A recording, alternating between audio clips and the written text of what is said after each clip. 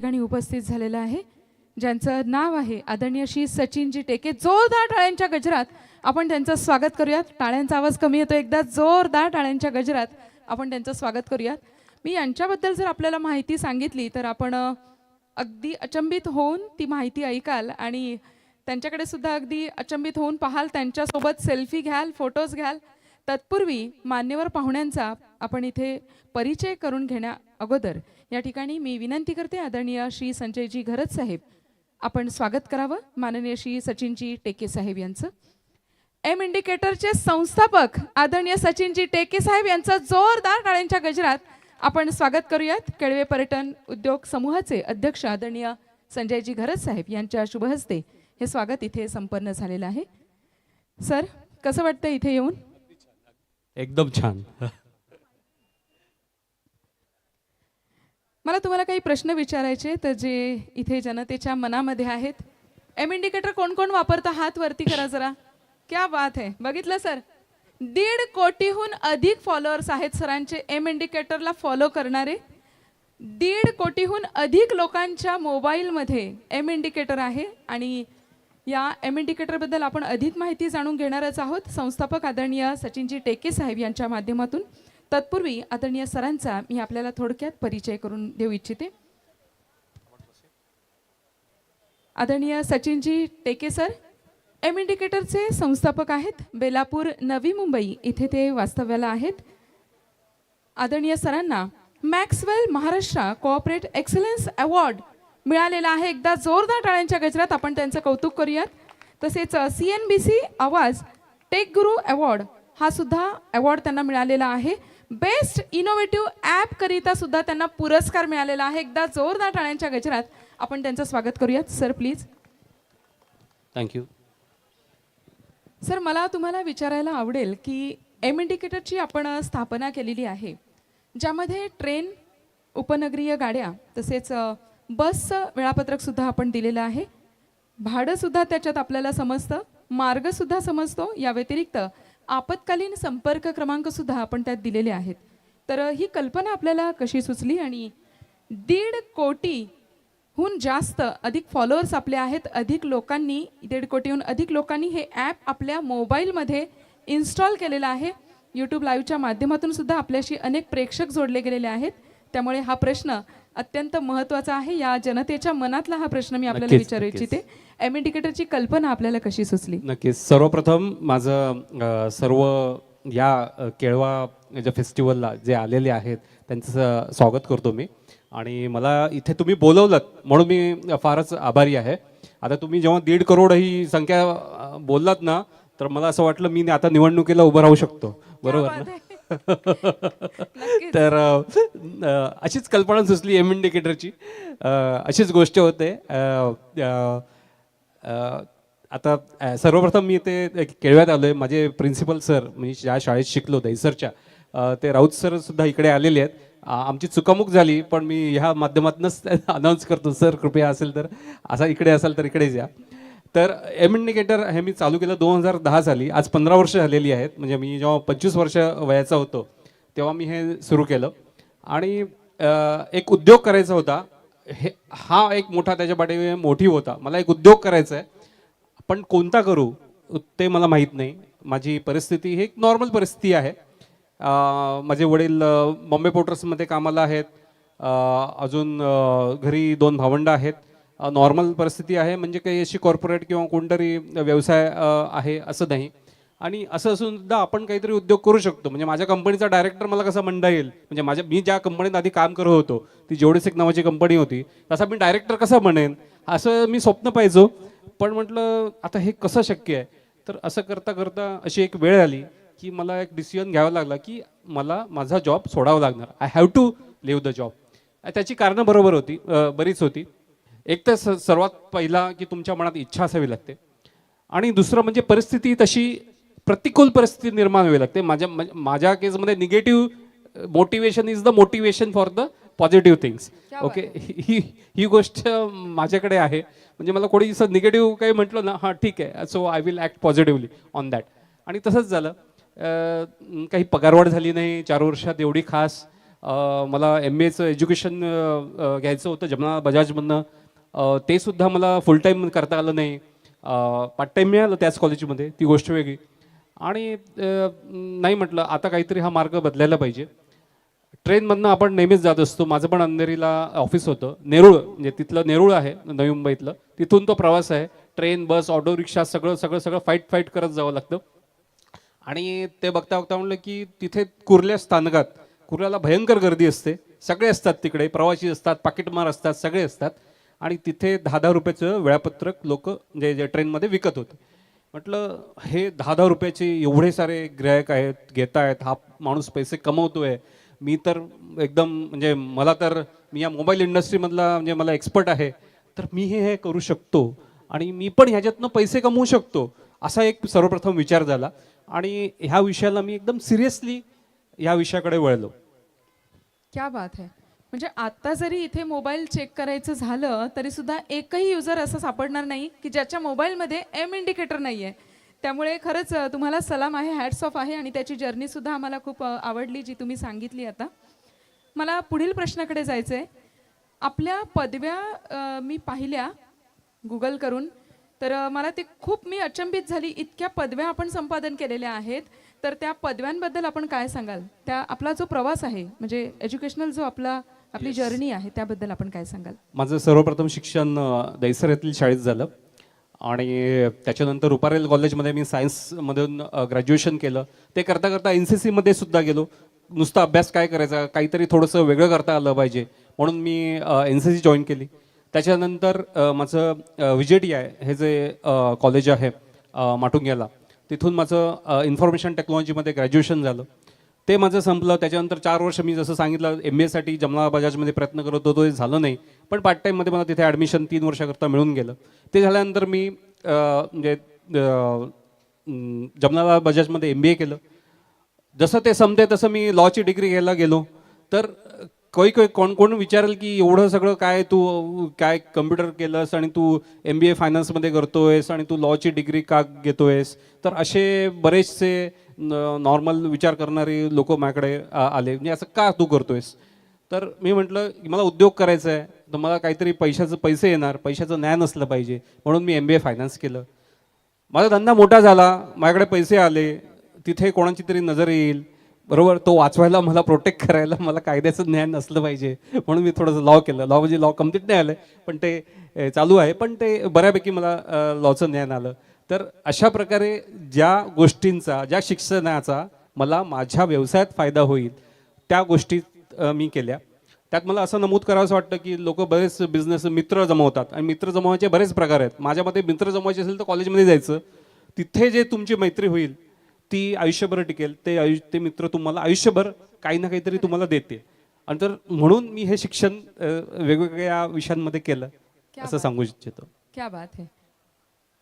असं म्हटलं जातं की आपल्या कुटुंबाची जर आपल्याला साथ असेल तर आणि तरच माणूस वरच्या पदापर्यंत पोहोचू शकतो किंवा जे त्याला साध्य करायचं आहे ते करू शकतो साध्य. तर आपल्या कुटुंबाची आपल्याला कशा प्रकारे साथ मिळाली आणि उद्योग आणि कुटुंब हे समीकरण आपण कसं साधलं? एकदम चांगला प्रश्न आहे की आपण नॉर्मल कुटुंबात असताना उद्योगाचा विचार कोणी करणार नाही. ठीक आहे, त्याचं कारण, मूळ कारण मला थोडं सापडलं असं मला वाटतं. आई वडील आपल्या मुलांच्या बाबतीत प्रोटेक्टेड असतात. ते म्हणजे माझा मुलगा कदाचित बरोबर डिसिजन घेऊ शकत नाही म्हणून, किंवा त्यांनी एक टिपिकल नोकरी करावी आणि ज्या मार्गाने बाकीचा समाज चाललाय त्याच मार्गाने जावं अशी त्यांची एक धारणा असते. कारण की तो इथे तिथे धडपडला तर तो कुठेतरी खड्ड्यात पडेल आणि तो नंतर उभा राहणारच नाही अशी भीती त्यामागे असते. मला असं वाटतं की मी जेव्हा हे सुरुवात केलं तेव्हा मी MBA कॉलेज करता करता मी हे करत होतो, त्याच्यामुळे मी गॅप घेतलेला होता. पण तो त्यांना सांगता आलं की मी हा शाळा शिकतोय त्याच्यामुळे हा गॅप झालेला आहे. त्याच्याशिवाय मी एक सर्वात मोठी गोष्ट केली, मी घरापासून थोडंसं वेगळं झालो, जे जास्त नाही, 5 मिनिटं अंतरावर एक घर घेतलं आणि तिथेच माझं ऑफिस सेटअप केलं. त्याचं कारण असं आलं की जो सतत प्रभाव असतो, सतत आपल्याकडे बघत असतात आणि हा काय करतो आणि काय नाही करतोय, तिथे थोडासा मला एक माझी स्वतःची स्पेस मिळाली.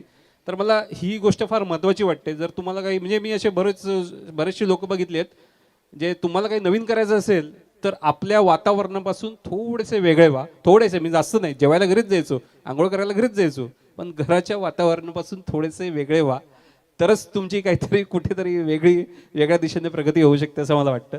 तर अशा प्रकारे मी जरी फॅमिलीचा तसा सपोर्ट नसला तर मी माझ्या पद्धतीने ते काम केलं. क्या बात है.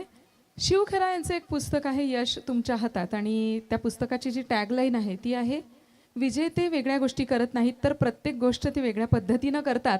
तर आपल्या यशामागील गुपित जे आहे ते आता आम्हाला उमगलेलं आहे. विजेते वेगळ्या प्रकारे गोष्टी कशा पद्धतीनं करतात तर ते या पद्धतीनं करतात असं म्हणायला हरकत नाही. जाऊयात पुढील प्रश्नाकडे. वयाच्या 25व्या वर्षी आपण मोबॉन्डची स्थापना केली. त्याला मोबॉन्ड किंवा एम इंडिकेटर हे नाव का आपण दिलं? मी नावाच्या बाबतीत भरपूर काळजीपूर्वक विचार करतो. नावाच्या बाबतीत एम इंडिकेटरच का दिलं? त्यात इंडिकेटर हा सर्व शब्द सगळ्यांना माहिती आहे की हां मी या इंडिकेटर खाली उभा आहे वगैरे. तर असे भरपूर पर्याय आम्ही काढलेले. तर असं पण नाव पाहिजे, ते वेगळं पण पाहिजे आणि ते कॉमन पण पाहिजे. तर असं कसं शक्य आहे? तर असं करता तेव्हा मोबाईल एमची थोडी क्रेज होती. 2010चा काळ होता, तो एकदम मोबाईल नवीनच आलेला.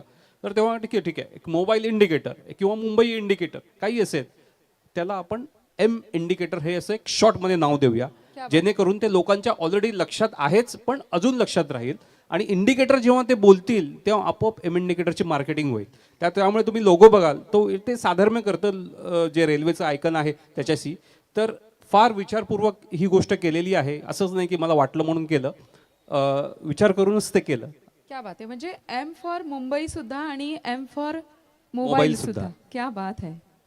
तर जाऊयात पुढील प्रश्नाकडे. आपण तंत्रज्ञान क्षेत्रामधले आहात, पारंगत आहात आपण तंत्रज्ञान क्षेत्रामध्ये. LLB सुद्धा आपण केलेली आहे. पण त्याचबरोबर बांबू विश्व नावाचं आपलं एक पुस्तक आहे असं आम्ही वाचलंय. तर त्याबद्दल आपण काय सांगाल? म्हणजे ही दोन वेगवेगळी टोकं आहेत ना, उद्योग, तंत्रज्ञान उद्योग आणि कृषी क्षेत्र. तर याबद्दल आपण काय सांगाल? शेतीची मला आधीपासून आवड होती, पण ती आवड माझी वाढली जेव्हा मी एकदा रिसॉर्टमध्ये, असंच रिसॉर्ट होतं जसं आम्ही या निवंत रिसॉर्टमधले जे चेतन जावे सर आहेत त्यांच्याकडे गेले होते, तसे चंद्रशेखर कृषीरत्न चंद्रशेखर बडसावळे सर जे नेरळला आहे त्यांच्याकडे गेलेलो. दादा बोलतो आम्ही त्यांना. ते संध्याकाळी आले, मला म्हणजे मी जिकडे थांबलेलो तिकडे माझ्यासोबत डिनर केला आणि तेव्हा मला दादांची जादू कळली. ठीक आहे, दादांसारखी व्यक्ती ज्यांना काही सपोर्ट नसताना ते करू शकतात, तर आपण का नाही करू शकत? तर या अशा अनुषंगाने आम्ही खोपोलीपाली रोडला एक क्षेत्र घेतलं आणि तिथे बांबू लागवड केली. 6 एकरमध्ये बांबू लागवड आणि उरलेल्या 6 एकरमध्ये आम्ही बाकीची फळझाडं वगैरे लावली. तिथे अशा प्रकारे लागवड केली की तिकडे 36 प्रकारचे बांबूच्या व्हरायटी आहेत त्या लावल्या आहेत. जायंट बांबू असेल, ब्लॅक बांबू असेल, येलो बांबू असेल, व्हाईट बांबू असेल, असे भरपूर प्रकारचे बांबू आहेत जे आपल्याला माहीत नाही. आपल्याला फक्त एकच बांबू माहिती आहे, ती काठी दिसते, हा म्हणजे बांबू. बांबूचे भरपूर प्रकार आहेत आणि बांबू एक असं चांगलं प्रोडक्ट आहे की ते प्रोडक्ट असं पेरिशेबल नाही आहे. म्हणजे एकदा ग्राहक जेव्हा तो घ्यायला येईल तेव्हाच ते तोडलं तरीच चालेल. आंबा पिकला तो मार्केटमध्ये विकला, फणस पिकला तो मार्केटमध्ये विकावाच लागणार आहे. पण बांबूचं तसं नाही. 1 वर्ष, 2 वर्ष, 3 वर्ष तो आहे त्या जागेवर तसंच राहू शकतो. जेव्हा गिराईक येईल तेव्हा तो विकू शकतो. ही एक बांबूची खासियत आहे. आणि नुसतं आम्ही बांबू शेती केली नाही, बांबूपासून कमवलं सुद्धा आहे. आणि मागच्या वेळेला आम्ही 6 लाखाचा बांबू विकलाय आमच्या शेतातनं. हां, आणि आमची बांबूची नर्सरी सुद्धा आहे. तर आम्ही जो प्रयोग केला, आम्ही ज्या 36 व्हरायटी आमच्या शेतात लावल्या त्या बघायला कोकणातली लोक येतात. माननीय कलेक्टर सर जे जावळे सर आहेत रायगड जिल्ह्याचे, ते पण आमच्या इकडे आले. CEO, ॲडिशनल CEO आणि कृषी अधिकारी यांची शिबिरं होतात, ती आम्ही घेतो. तर इथे वळण्याचं असं कारण होतं की मला, आणि आम्ही दुसरं एक जे बांबू विश्व जे पुस्तक लिहिलं आहे त्याच्या मागे धारणा अशी आहे की ज्या प्रोसेसमधनं मी गेलो त्याचं डॉक्युमेंटेशन करण्याची मला सवय आहे. तर मी लिहून ठेवतो आणि त्या नोट्सपासूनच ते पुस्तक तयार केलेलं आहे. आणि ते इतकं सोपं आणि सहज पुस्तक आहे की सर्वसाधारण शेतकरी म्हणजे जो आहे ज्याला बांबू लागवड करायची आहे तो मला फोन करतात. पण माझ्याकडे तेवढा वेळ नाही की मी त्याला सर्व माहिती सांगू शकेन. मी त्याला सरळ ती PDF पाठवतो, त्याच्यानंतर त्याचा एकही प्रश्न शिल्लक राहत नाही. तर अशा प्रकारे माझं बांबूने माझं मार्केटिंग कलेक्टर साहेबांपर्यंत पोहोचवलं. बरोबर ना? तो एक दुवा झाला. आणि जे शेतकरी आहेत त्यांना ऑथेंटिक इन्फॉर्मेशन पाहिजे, त्यांपर्यंत ती इन्फॉर्मेशन न काही वगळता त्यांच्यापर्यंत ती पोहोचली. क्या बात आहे. आणि बांबू विश्व हे पुस्तक सर्वांसाठी दिशादर्शक ठरत आहे सध्याच्या घडीला. Yes yes. त्यामुळे ही खूप मोठी गोष्ट आहे. म्हणजे आपलं एम इंडिकेटर सुद्धा यशस्वी ठरलेलं आहे, आपलं मोबॉन्ड सुद्धा यशस्वी ठरलेलं आहे, आणि त्याबरोबर बांबू विश्व हे पुस्तकच नाही तर ही संकल्पना सुद्धा यशस्वी ठरलेली आहे. त्याबद्दल तुमचं अभिनंदन. थँक्यू. आणि शेवटचा एक प्रश्न मी आपल्याला विचारू इच्छिते. इथे तरुण पिढी खूप मोठ्या प्रमाणावर उपस्थित आहे, तर आपल्यासोबतची जी तरुण पिढी आहे त्या पिढीसाठी आपण आदर्श आहात. एम इंडिकेटरचे निर्माते म्हणूयात आपण, किंवा बांबू विश्वाचे निर्माते म्हणूयात, किंवा आपण संपादन केलेल्या ज्या पदव्या आहेत त्यासुद्धा सर्वांसाठी आदर्श अशा आहेत. तर इथे उपस्थित असलेल्या तरुणांसाठी, आपल्यासोबतच्या तरुण पिढीसाठी आपण काय संदेश द्याल? नक्कीच. आपण आज बघतोय की आपल्या माणसाने उद्योजक का बनावं, हा सर्वात मोठा प्रश्न आहे. उद्योजक बनला की नोकरीमध्ये तुमची एक रेंज असते, त्या रेंजच्या पलीकडे तुम्ही जाऊ शकत नाही. त्या क्षेत्राच्या पलीकडे जाणं पण फार कठीण असतं. काही काही दिग्गज असतात ते जातात नोकरी करून, पण तुम्ही व्यवसायात आलात तर आता तुम्ही बघितलं की माझा तंत्रज्ञानाचा व्यवसाय करतोय, मी माझा शेतीचा व्यवसाय करतोय, टुरिझमचा व्यवसाय चालू केला पण तो मी पॉज केला. अशा वेगवेगळ्या क्षेत्रात मी उडी मारायचा प्रयत्न केला. आणि ते जे स्वातंत्र्य आहे, जर तुम्हाला फायनान्शियल इंडिपेंडन्स पाहिजे तर तुम्हाला बिझनेस धंदा उद्योगधंदा केलाच पाहिजे. तुम्ही नोकरीमध्ये एक वेळ महिन्याला लाखभर कमवाल, पण तुम्ही महिन्याला 50 ते 60 लाख ते 1 करोड असे महिन्याला कमवू शकता उद्योगधंद्यामध्ये. अजून दुसरं महत्त्वाचं कारण आहे की उद्योगधंदा मराठी माणसाने का केला पाहिजे, ते पण महत्त्वाचं कारण आहे. आजची परिस्थिती पाहता आपला साऊथ बॉम्बे, जिथे आधी कोळी लोकांचं राज्य होतं, तिथे काय झालंय, तिथे मराठी माणूस शिल्लक नाही राहिले. ओके. काही नेत्यांचं म्हणणं आहे की मराठी माणसाला घर नाही आहे म्हणून तिथे शिल्लक राहिलं. घर नाही आहे हा प्रश्न नाही आहे, त्या माणसाकडे तेवढा पैसा नाही आहे म्हणून तो शिल्लक नाही राहिला आहे. जर मराठी माणूस अजून श्रीमंत झाला आणि तो श्रीमंत उद्योगधंदा करूनच होऊ शकतो, तरच आपली जागा तो विकणार नाही. आणि आपली जागा नाही विकली तरच मराठी माणसाचं अस्तित्व टिकणार आहे. म्हणून मराठी माणसाने उद्योगधंदा करायला पाहिजे असं माझं मत आहे. क्या बात आहे. अतिशय सुंदर अशी माहिती आपण या क्षेत्राबद्दलची सुद्धा आम्हाला दिलेली आहे.